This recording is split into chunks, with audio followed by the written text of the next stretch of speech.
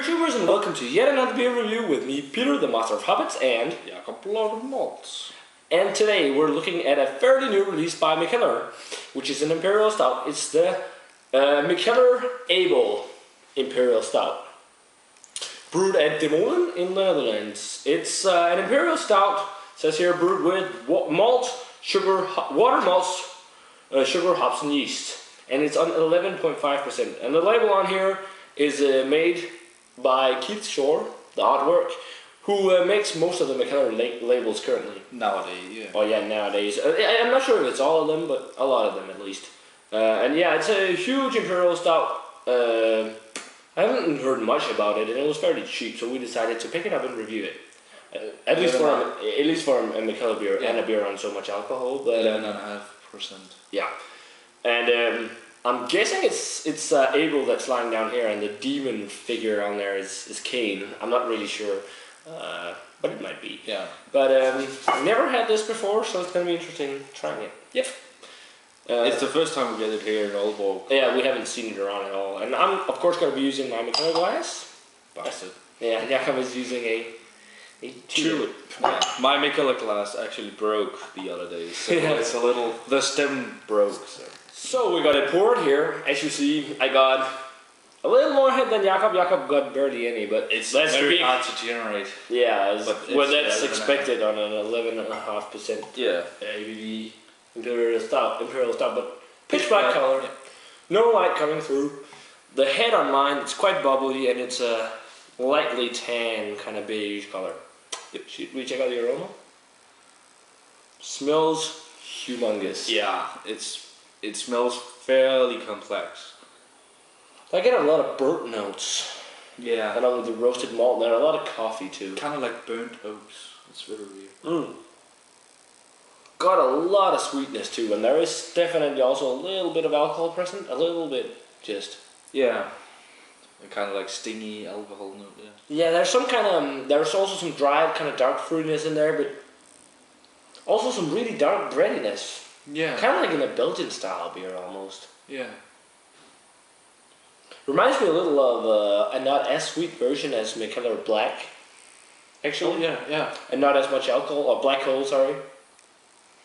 Because this is way more on the roasty side than sweet side. It's still quite sweet, but it's got a lot of roast burnt notes. Yeah. Like almost ashy kind of. Chalky, yeah. Char aroma. It smells, it smells pretty huge. It smells like a big Imperial Stout. So let's give it a taste. Cheers. Cheers.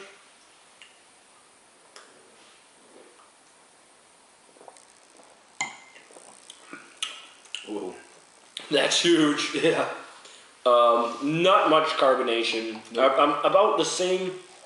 It's not flat. It's got some effervescence, but it's kind of like the same as in like the other big beers from Mikkeller, like the Black and Black Hole. It does have carbonation, but it's not as much. Flat. I wouldn't say it's flat. It's not got as much carbonation as, for example, in a low ABV Imperial Stout, but it's to be expected. What would you call it? I would actually call the body here full. Yeah. And creamy. Very creamy. It sticks around. Yeah. But it still has a light flavor is very sweet actually. Yeah, it is. Do you know what? I actually get some smoke in that flavor. The first sensation is smoke. Kind of. Not smoke. It reminds me a little bit of something Molen-ish. Yeah. Actually, because Molen's beers are usually, their Imperial Stouts are huge like this. Not much carbonation, and then some smoke and burnt notes and really, really big beers. It is. It's kind of up the same alley as a Molen beer, I think. Yeah. There's some meaty smokiness to it. It's very delicious. It's almost like. But it's very light too. Yeah. It's not overpowering. No. In that sense. But it's very, very delicious. I'm digging this beer. Okay. Nice. There is a lot of sweetness too. I get a lot of brown sugar in it, actually. Or burnt sugar, kind of like like a burnt brown sugar, kind of. Yeah. Like caramelized, and then there's a lot of the roasted malt too, the burnt notes and ashy kind of note, but the aroma flavor is more sweet than the aroma. And there's no trace of the alcohol at all. No, you smelled a little bit of it in the aroma, but you do not taste any alcohol at all, and you do not even feel the warmth from it. Nope. which is pretty amazing. It's pretty good. What grade would you give this? Oh, I would pick this one up again. It's not up there with any other beer, but it's very drinkable. I'd say it's a dangerous beer on behalf of the alcohol and the drinkability, but there is some better. Yeah, there's definitely better Imperial stouts out there. But it is up there for me. I'd say 91. It's a little high, but 91. Yeah. I'm gonna go 87. It's a really good Imperial Stout, but not the best beer I've had from Mikkeller at all.